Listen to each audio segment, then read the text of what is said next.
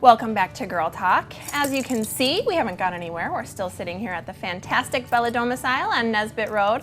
A little different scenery for you today.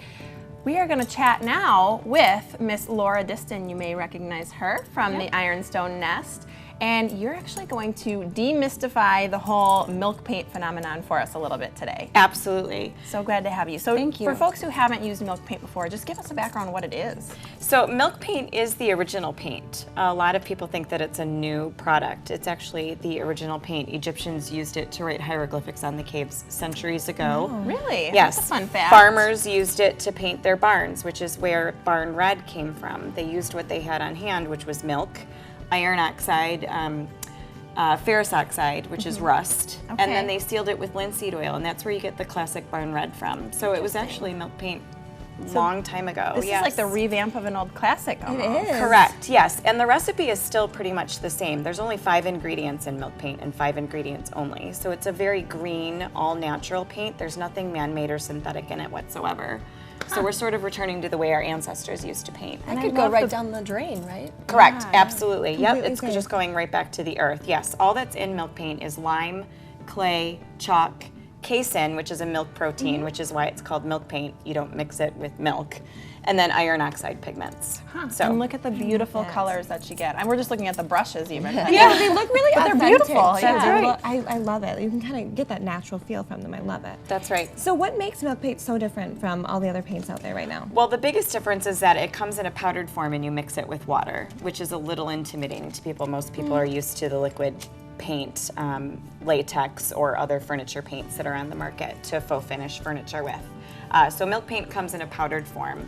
And the other major difference is the versatility of the paint, the different looks that you can achieve with it. I have a board here that shows some of the different looks that you can get with it.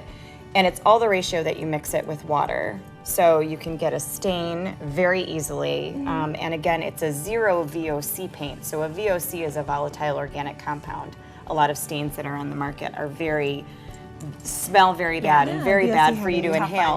And for us Midwesterners that have a short window of a well-ventilated area, that can be life-changing. There's no fumes. You don't have to open a window. Yeah. I love the variety that That's you can right. achieve with Absolutely. it. That's fantastic. Looks like it'd be very forgiving. It reminds me of watercolors. If you're kind of a novice A to little bit. painting, it, you know, it's very forgiving. And I've also heard it described as imperfectly perfect. Correct. Yes, like yes, that, yes. Janet. Perfectly imperfect is what I say sometimes too, yes. But you can also achieve a solid opaque paint coverage with it. And you can use it on cabinets, you can use it on walls, you can use it on furniture.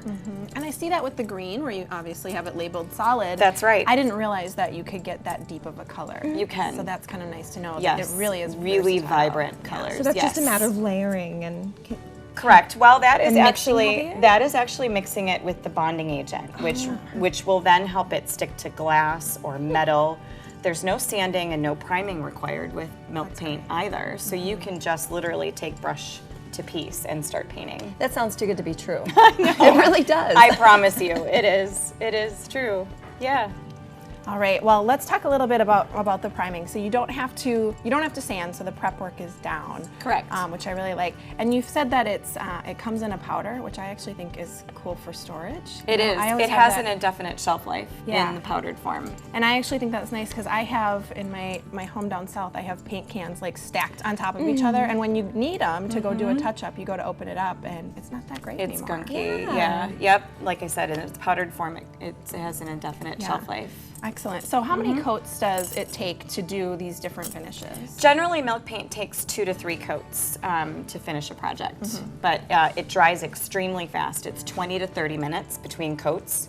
Oh my So gosh. literally, by the time you start with your first coat and you get to the other side of a piece of furniture, you can start with your second coat already. Oh, that's great. have a project done in the afternoon. Correct. For us impatient folks, I don't like waiting for Very stuff. fast. Yes, you can get Instant start gratification. That's right. Yep, you can get done in a few hours. That's awesome. Well, Yeah. thank fabulous. you so much for sharing this with us. I think you milk bet. paint is, you see it everywhere now, and people are really starting to get into these do-it-yourself projects. So it's kind of nice to see that it's not that difficult. Correct, and I think people are really wanting to go back to the green factor and all natural, so that's very important for today. Fantastic. Well, thank you so much. You Make bet. sure you go see Laura over at the Ironstone Nest. They're on Main Street in Sun Prairie. Yep. And from milk paint to boxers and bras, we're going to be right back with a great story that's going to help out some charities. So stick around for more Girl Talk.